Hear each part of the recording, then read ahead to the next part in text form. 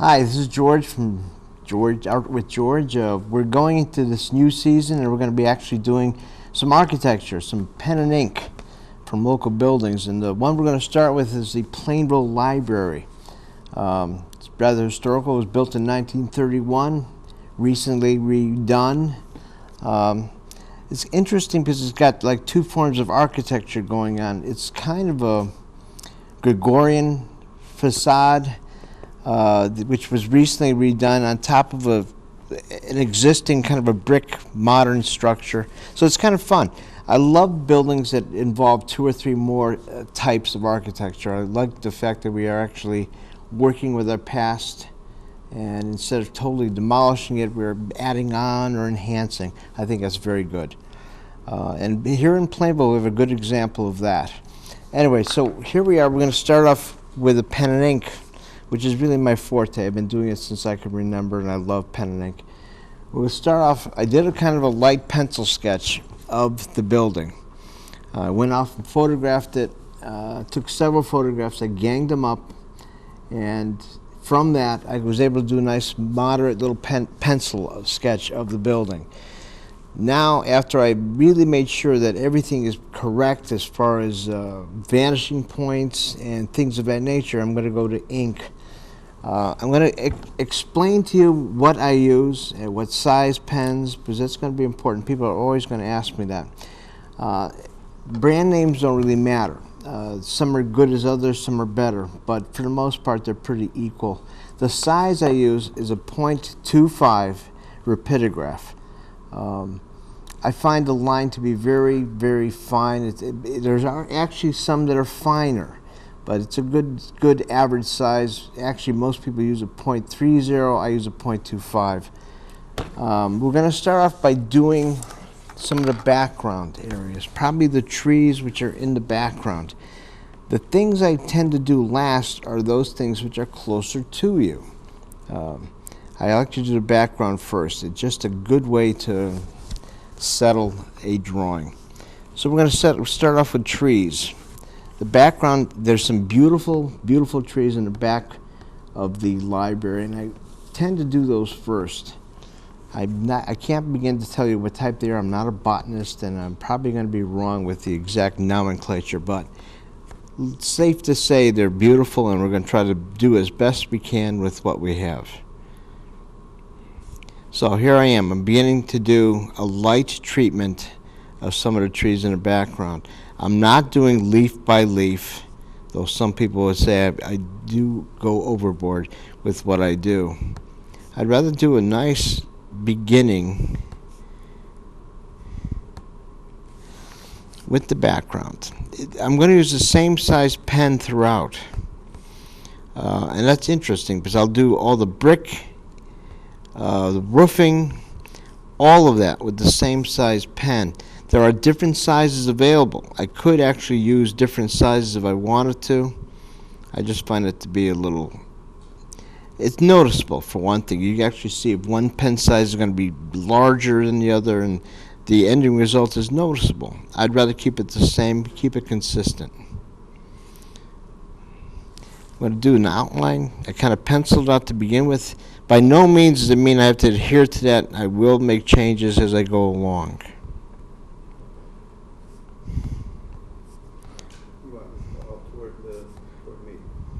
Now, as I go along, for instance, I'll add some foliage on the inside of the tree to show depth.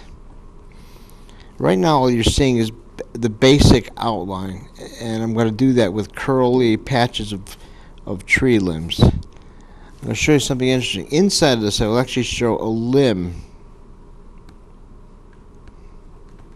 merging it to one.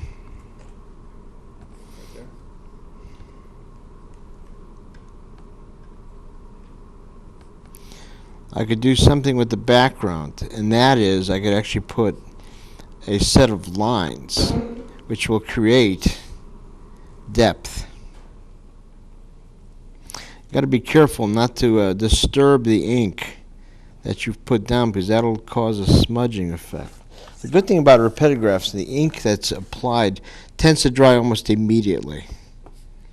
So even if I disturb it or jostle it, chances are it will not be uprooted or smudged.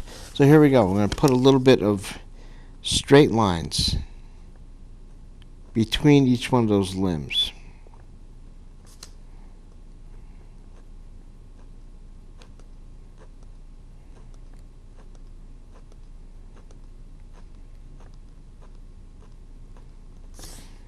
As you can see, it causes a nice effect.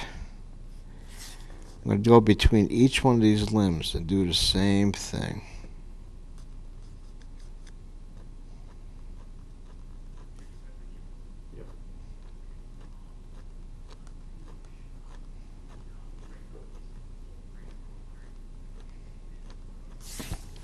We could go different angles to create even more depth.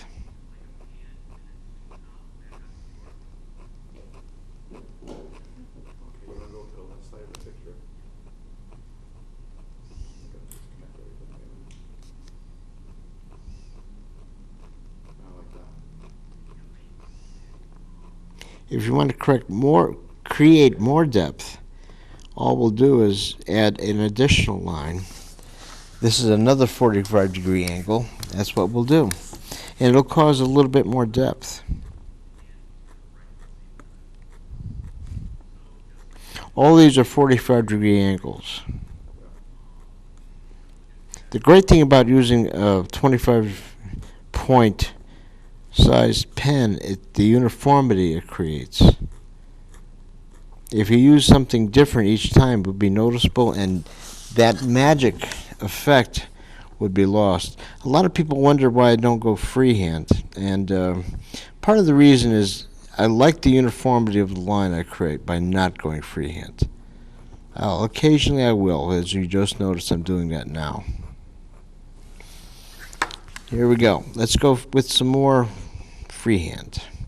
And the freehand is usually the curly, leafy areas that I create. In fact, I'll do a lot more of that now, just to get the general feeling of foliage.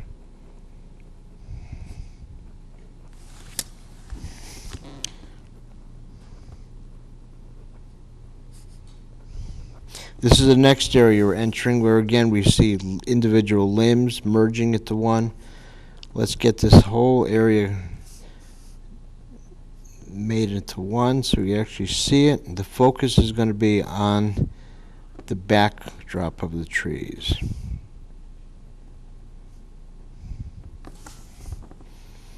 And again, this is in back of the building. It's not in the front of it. Sometimes you really have to dwell on the surroundings of a building as opposed to the actual building itself. It actually will make the building more prominent, especially when you get to that part of it.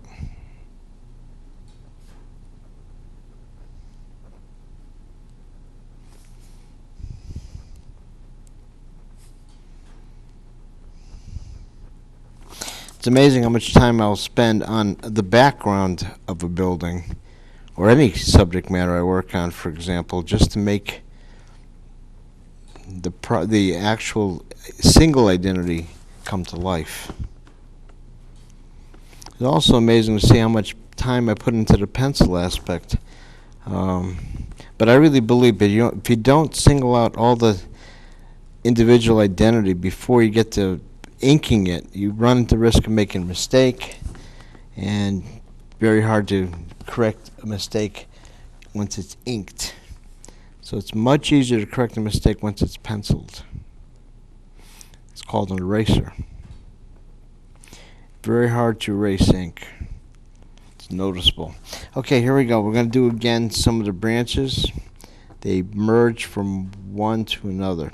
The trick to remember is I see a lot of my students who make the branches get bigger as they grow out. Branches do not tend to get bigger. They get smaller as they grow out.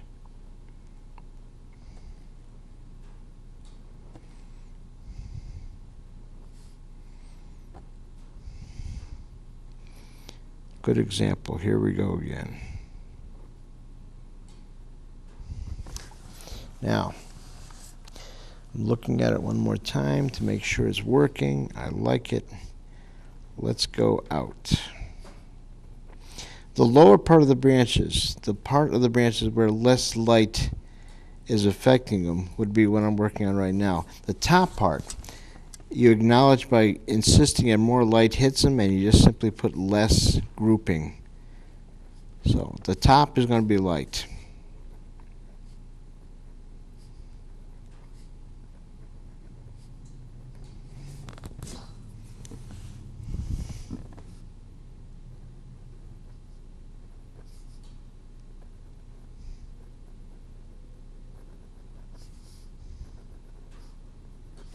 So as we enter a lower area, we put more and more individual little groupings of foliage.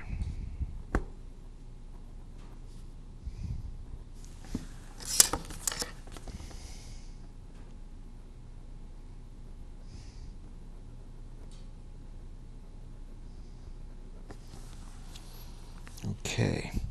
At this point, I'm also going to determine how much more ink I'm going to be putting in certain areas. I'm going to do the outlines before I do anything else. Before I go inside, I want to see exactly what the whole picture is going to entail.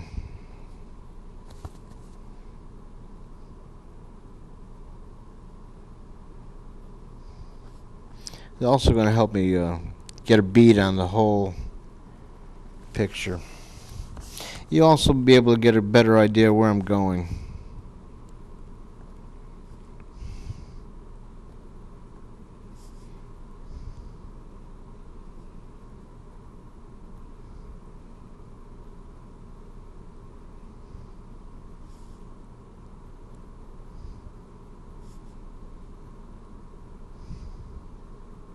Now, this is a tree, and there's bushes behind the tree.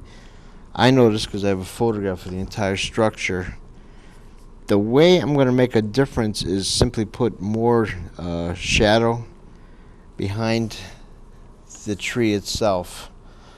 When we get to the actual building, it's going to be an interesting device too. I'm going to show you about stipple.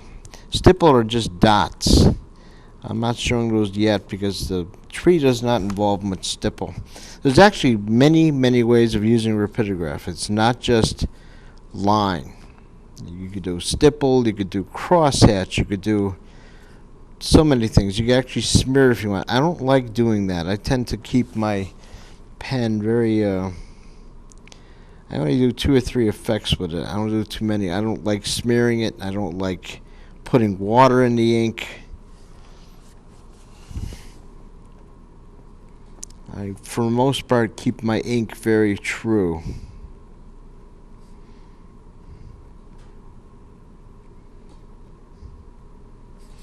I don't know, many of you people out there realize what pen ink is. Your experience with it is limited to old squib pens.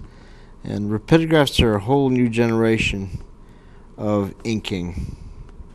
And actually, most people don't even know about that. With the age of computers on the rise, inking is not so valid anymore either, so who's to say?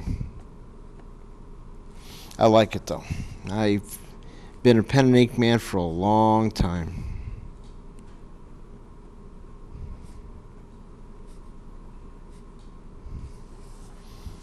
I want to get as much of the tree done today as possible. We're going to start on the building proper next.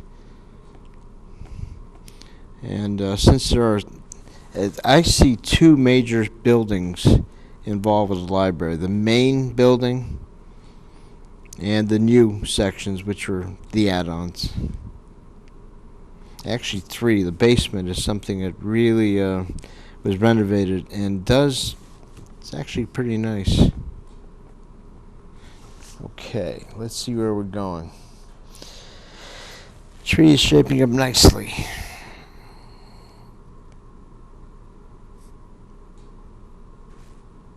Let's get further along with the tree.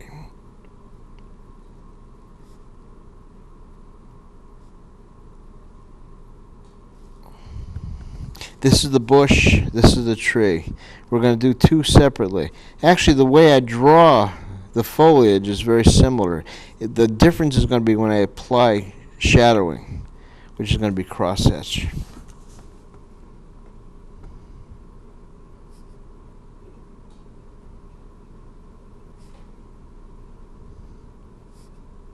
Again, I'm going to keep the main focus on top light, where light hits it. And we're going to have some fun with the bottom where shadow doesn't enter the picture. I could actually draw lines where the building does create a line. That would be the roof.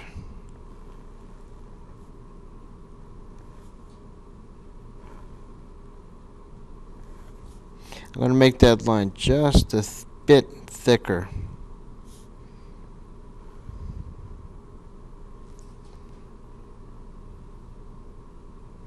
I do use a ruler when it comes to straight lines. Been a point of arguments with a lot of my students and a lot of people who do pen and ink, and that is they say never use a ruler. Well, I do. I really argue the fact that rulers are incorrect.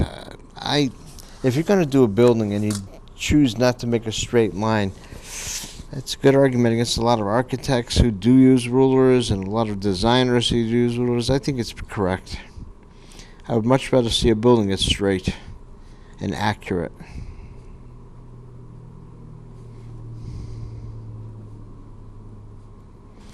Here we go.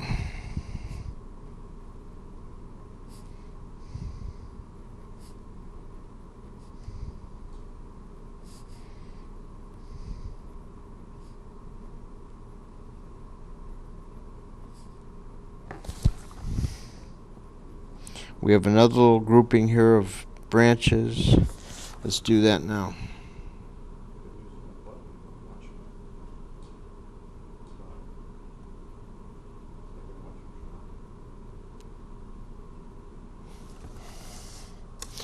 Let's do the chimney. The only reason I'm doing the exterior of the chimney is just to cause a line.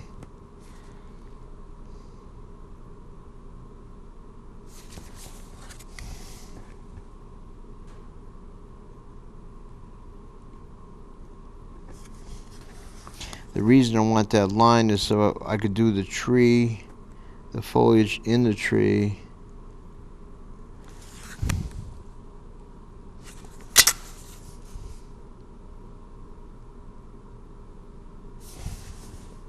And I could work the tree into that line.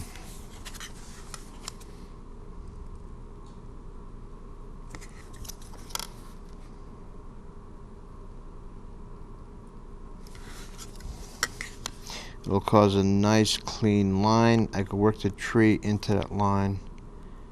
There we go. Now, just to show you, I could switch from one pen, one brand to another. It will not affect the line.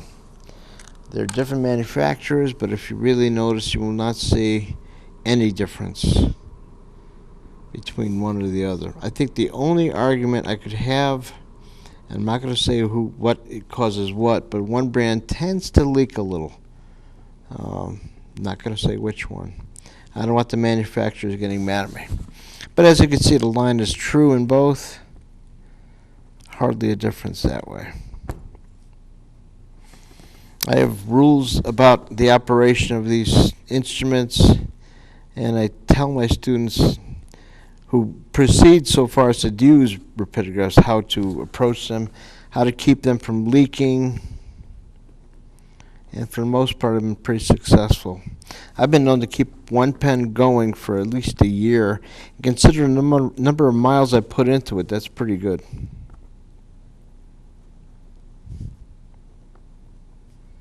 But I've easily gone through hundreds of these.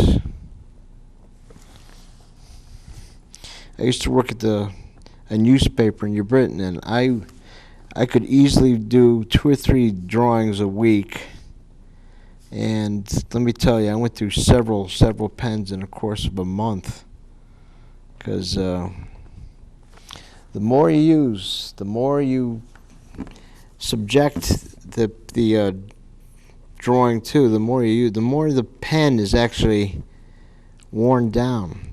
Before you put a bevel on the tip, it doesn't matter how good a brand it is, it'll happen. It is, after all, just metal.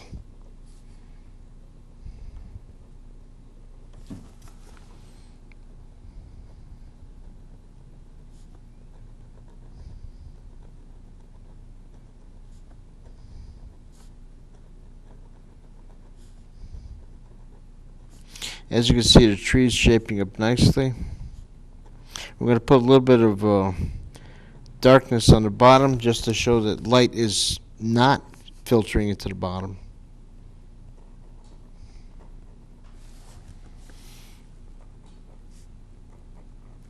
My aim is to get this whole building done in this series. That'd be kind of nice to actually see an entire building come to life.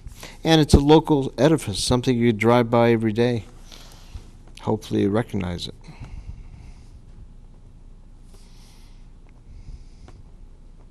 Now, let me show you one more interesting thing. We kind of have the branch light. And what I'm going to do is leave part of it light, the part that the sun might actually, or any source of light might actually reach. I'm going to darken up a bit of it, and the branch that way has a presence.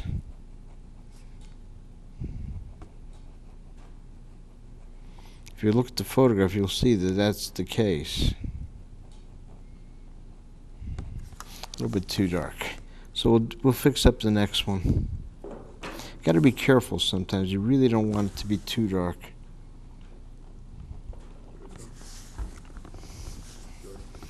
So what we're going to do at this point, we'll fix this one up. We'll just darken a part of it, darken another part of it, and maybe we won't put as much crosshatch in the background.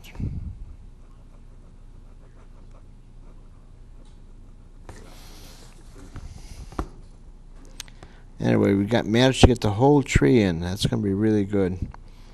I'm going to, from this tree, I could actually bounce to one of the facade of the structure, and that's going to be interesting. But that's going to be a whole different type of drawing.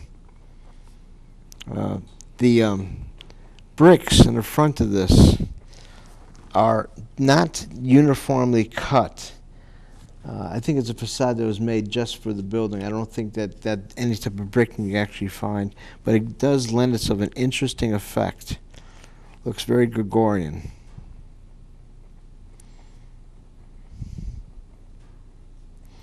Anyway, I love the effect of the tree behind the house. It really adds a nice little feeling to it.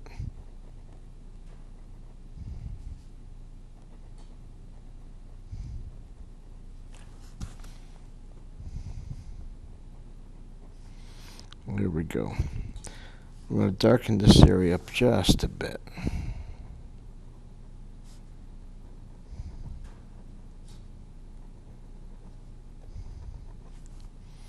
Nice depth. Any area that goes close to a building where there's no possibility for light to enter, like this area here, we're going to put a little bit more crosshatch there just to make it more dark.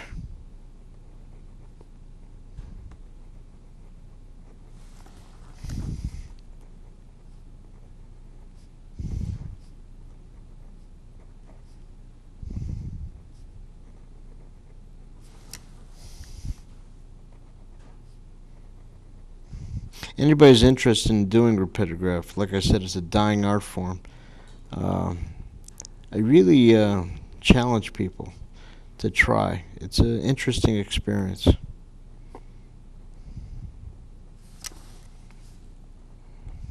For one thing, it's kind of a daredevil thing to do because it's so easy to make a mistake.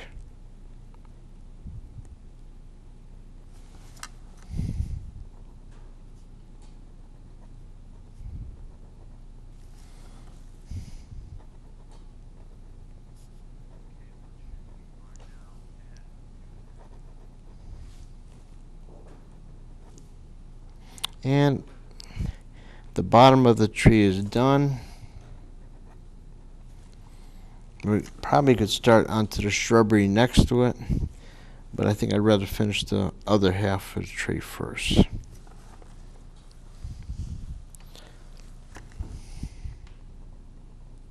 Actually thought I'd be doing a little bit more, but I kind of like the effect we got so far. It's good to have the tree in the background. It's a nice way of making the whole thing solid.